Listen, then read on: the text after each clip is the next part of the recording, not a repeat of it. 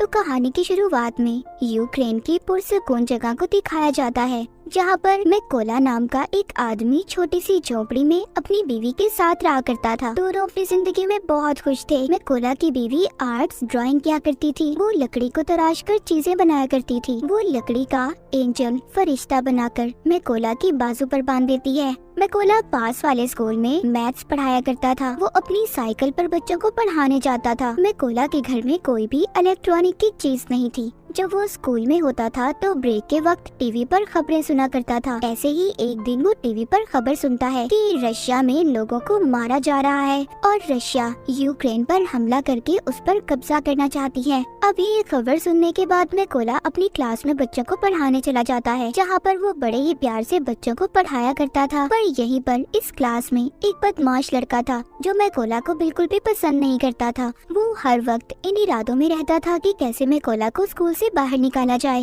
पर उसने कभी भी उस लड़के की हरकतों पर गुस्सा नहीं किया था। एक दिन मैकोला जब स्कूल पढ़ाने जा रहा था, तभी रास्ते में कुछ सोल्जर्स फौजियों को देखता है, जिन पर ये ज्यादा ध्यान तो नहीं देता और स्कूल चला जाता है। पर जैसे ही ये स्कूल आता है तो देखता है सारा स्कूल खाली था। तब ये टीवी पर खबर सुनता है कि रशियन आर्मी यूक्रेन में घुस चुकी है और यहाँ पर कब्जा करना चाहती है। अब मैकोला को समझ आती है जो इसने रास्ते में फौजी देखे थे वो रशिया के थे। पूरे मामले को देखते ही ये फौरन से अपने घर की तरफ भागता है, क्योंकि उसकी बीवी घर पर अकेली थी। मगर अब बहुत देर हो चुकी थी। जब ये घर पहुंचता है तो देखता है रशियन फौजी उसकी बीवी को मार रहे थे और जब मैकोला अपनी बीवी को बचाने की कोशिश करता है, फौजी उसे भी पकड़कर मारने लगते हैं। मैकोला उनसे कहता है प्लीज मेरी बीवी को मत मारो, वो माँ बनने वाली है। पर वो कुछ भी नहीं सुनते और उसके घर को आग लगाकर जाने लगते हैं। अपने घर को जलता देखकर उसकी बीवी जैसे ही उठकर उन फौजियों पर पत्थर मारने लगती है तो एक रशियन फौजी उस पर गोली चला देता है, जिसकी वजह से मैकोला की बीवी मर चुकी थी। मैकोला अपनी बीवी की लाश के पास बैठकर जोर जोर से रोता है। तभी तो यूक्रेन के फौजी आते हैं। वो उसकी पहचान करने के बाद उसकी बीवी की मौत पर बहुत अफसोस कर रहे थे और उसकी बीवी के लिए कब्र खोदकर मैकोला से कहते हैं कि अपनी बीवी को यहाँ पर दफना दो।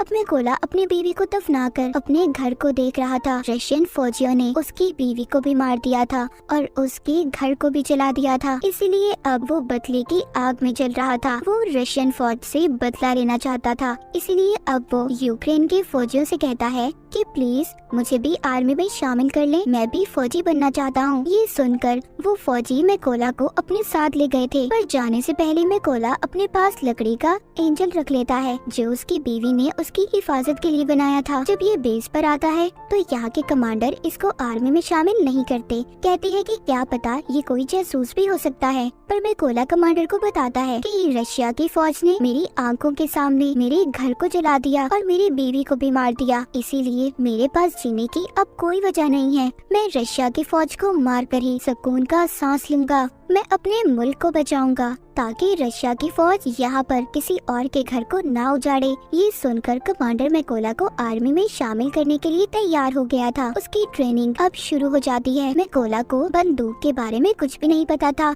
जब सभी फौजी बंदूक को असेंबल कर रहे थे, उनके हिस्सों को जोड़ रहे थे, तो मैकोला उनके सामने सबसे ज्यादा देर में बंदूक को असेंबल करता है, जिससे सभी फौजियों को ये लग रहा था कि मैकोला कभी भी अच्छा फौजी नहीं बन पाएगा। मगर मैकोला अपनी सारी जान अपनी ट्रेनिंग पर लगा रहा था ताकि वो अच्छे से अच्छा फौजी बन सके। एक दिन ऐसे ही जब वो ट्रेनिंग कर रहा था तो अपने सीनियर से कहता है कि मुझे मैकोला कहकर मत बुलाएं, मुझे रेविन कहीं। तभी उसके सीनियर उस पर हंसने लगते हैं, कहते हैं खुफिया नाम ऐसे ही किसी को नहीं मिल जाते, उसके लिए इंसान को मेहनत करना पड़ती है।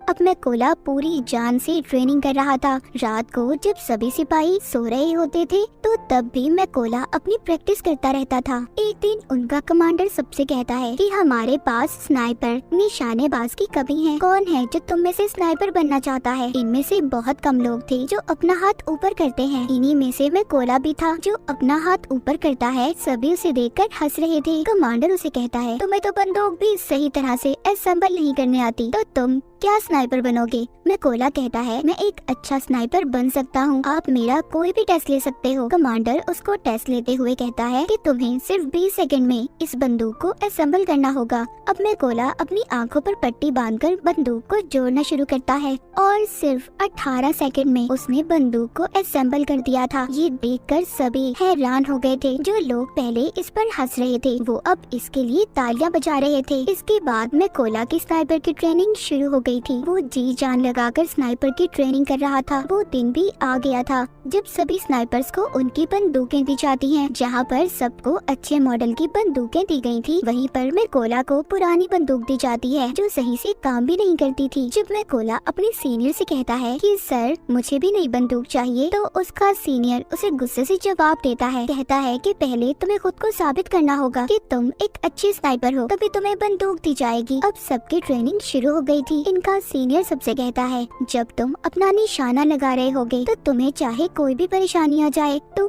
अपने टारगेट से नहीं हिलोगे और अपने टारगेट पर पूरा ध्यान लगाकर निशाना लगाओगे। सीनियर सभी के पास बारी बारी जाता है और सबके पास गोलियां चलाता है। जो भी स्नाइपर जरा सा भी गोली लगने के डर से हिलता है, उसको ट्रेनिंग से बाहर कर दिया गया था। जब सीनियर मैकोला के पास जाकर गोली को चलाता है तो उसे कोई भी फर्क नहीं पड़ता, वो जरा सा भी नहीं हिला था। जब वो अपने टारगेट पर निशाना लगा रहा था, तभी सीनियर उसके पास आकर कहता है कि तुम अपने टारगेट को सिर्फ एक दफा ही देख सकते हो, और उसकी आंखों के आगे कुछ रख देता है। अब मैकोला जब निशाना लगाता है तो उसका निशाना चूक गया था, मगर सब जानते थे कि अगर मैकोला को नई बंदूक दी जाती और आंखों के आगे कुछ न आता तो उसका निशाना लग जाता। रात को स्नाइपर का नाइट शूट टेस्ट होता है, जिसमें इन्हें रात के अंधेरे में अपने टारगेट को देखकर उस पर निशाना लगाना था। ये फ्लेयर गन को चलाकर सबको एक ही बार उनका टारगेट दिखाया जाता है। सब निशाना लगाते हैं पर मैकोला निशाना नहीं लगाता।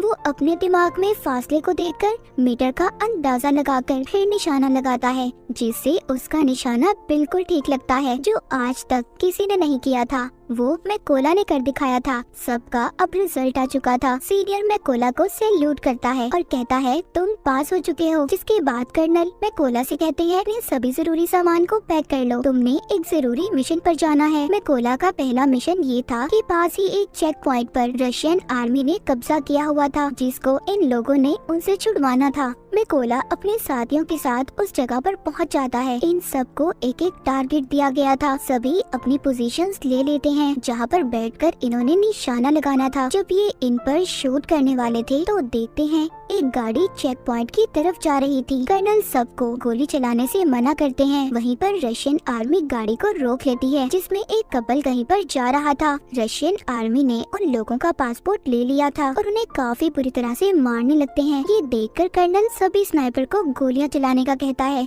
और एक ही झटके में सभी स्नाइपर रशियन आर्मी को मार गिराती है। इनका पहला मिशन पूरा हो गया था।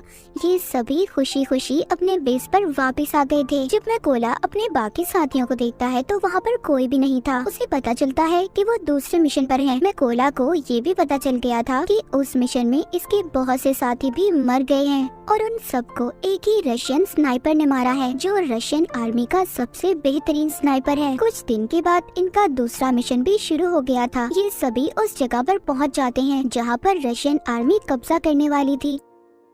सबसे पहले मैकोला हर जगह पर अपने साथियों के साथ बॉम्ब लगा देता है और फिर घास में छुपकर रशियन आर्मी का इंतजार करने लगता है। कुछ वक्त के बाद रशियन आर्मी उधर आने लगी थी। तभी मैकोला देखता है उन रशियन फौजियों में मैकोला का एक स्टूडेंट भी था, जो स्कूल में इसे परेशान किया करता था।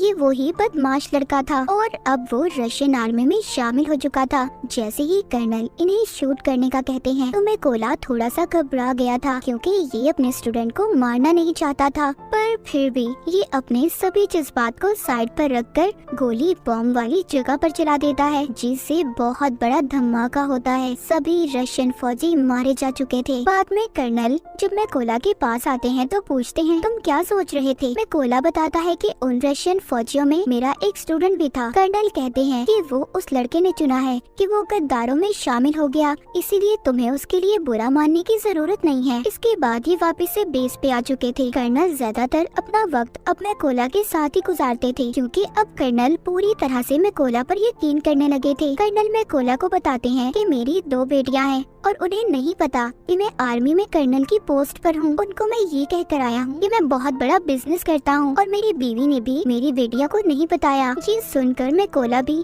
अपनी बीवी की कर्नल को आखिरी निशानी दिखाता हुआ काफी दुखी हो जाता है। अब इसके बाद फिर से ये अपने अगले मिशन पर निकल पड़ते हैं। ये लड़ाई काफी बड़ी थी। सभी स्नाइपर्स छुपने के लिए एक गहरी खाई खोदते हैं और उसमें अपनी पोजीशंस ले लेते हैं। ये यहाँ पर इसलिए आए थे क्योंकि इन्हें पता चल गया था कि रशिया के कुछ फौजी यहाँ पर कब्जा करना चाहते हैं। यहीं पर कर्नल भी मैकोला के साथ थे। तभी यहाँ पर मैकोला देखता है उनमें वो फौजी भी था जिसने इसकी बीवी पर गोली चलाई थी। वो मैकोला के बिल्कुल निशाने पर था। कर्नल से पूछता है क्या मैं इस पर गोली चला सकता हूँ? कर्नल कहता है नहीं। मैकोला फिर पूछता है क्या मैं इस पर गोली चला सकता हूँ, क्योंकि वो अपनी बीवी का बदला लेना चाहता था। मैकोला का तो मिशन ही यही था कि वो अपनी बीवी का बदला लेना चाहता था। वो खुद पर कंट्रोल नहीं कर पाता और उस फौजी पर गोली चला देता है। पर इसके बाद रशियन आर्मी को इनका पता चल चुका था। कर्नल मैकोला से कहते हैं ये तुमने क्या किया? तभी एक स्नाइपर कर्नल पर शूट करके उसे भी मार देता है। सब रशियन फौजी इन पर बॉम्ब फेंकने लगते हैं। मैकोला कर्नल की लाश को बेस पर ले आया था, पर बहुत ज्यादा दुखी था क्योंकि उसकी गलती की वजह से कर्नल मारा जा चुका था।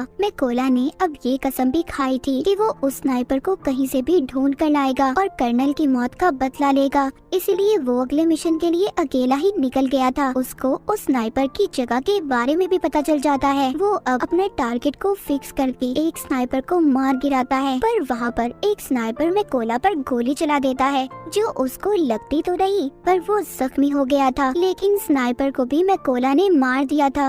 अब क्योंकि वो जख्मी था इसलिए खुफिया जगह पर जाकर अपने जख्म के ठीक होने का इंतजार करने लगता है। तभी उसे अपने हेड की कॉल आती है जो बताते हैं कि हमें उस स्नाइपर का पता चल चुका है जिसने कर्नल को मारा था। तुम जल्दी से बेस पर आ जाओ। मैकोला अब बेस पर आ चुका था। जब इनकी ट्रेनिंग शुरू होती है तो इन्हें बताया जाता है कि वो स्नाइपर बहुत ही खतरनाक है। उसका निशाना आज तक गलत नहीं लगा। हेड यहाँ पर ये भी बताते हैं कि वो पहले यूक्रेन के फौजियों को मारता है, फिर उनकी वीडियोस बनाकर इंटरनेट पर डालता है ताकि यूक्रेन आर्मी हार मान ले। हेड बताते हैं कि हम 2 ग्रुप्स में जाएंगे। बिल्डिंग के अंदर वो स्नाइपर है, हम वहाँ पर जाकर उन पर हमला करेंगे।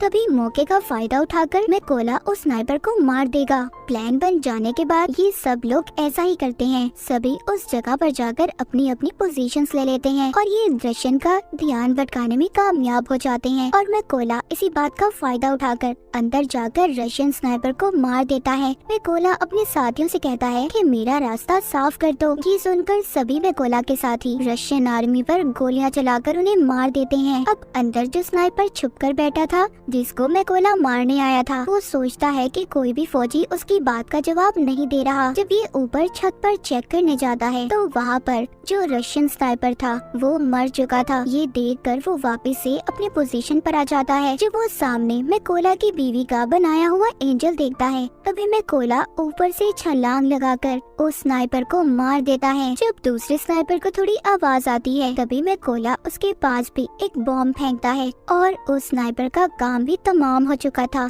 लेकिन यहाँ पर हम देखते हैं जब वो स्नाइपर छत पर चेक करने गया था तो उसने फोन करके रशियन आर्मी को बुला लिया था। इसलिए रशियन आर्मी उधर आ रही थी। किसी को भी नहीं पता था कि उनके स्नाइपर मारे जा चुके हैं। इसलिए जब वो अपने स्नाइपर को कॉल कर रहे थे तो कॉल में कोला उठाता है और उन्हें कहता है कि तुम्हारा वक्त अब खत्म हो चुका है। ये कहकर वो रशियन के ट्रक ड्राइवर पर गोली चला देता है जिसमें सभी रशियन फौजी बैठे थे। इसीलिए अब वो बाहर आ गए थे, लेकिन ये नहीं जानते थे कि यूक्रेन के स्नाइपर इन पर पहले ही निशाना लगाकर इंतजार कर रहे थे। तभी वो सब इन पर गोलियों की बारिश कर देते हैं। सभी को मारने के बाद मैकोला अपनी बीवी की कब्र पर जाकर उदास मन से कहता है कि मैंने तुम्हारे कातिलों और अपने दुश्मनों से बदला ले लिया है, मगर अब मुझे अपने मुल्क की हिफाजत करनी है, इसीलिए मुझे अब जाना होगा। इतना कहकर वो अपने अगले मिशन पर निकल जाता है और यहीं पर स्नाइपर द व्हाइट रिबन की कहानी खत्म हो जाती है।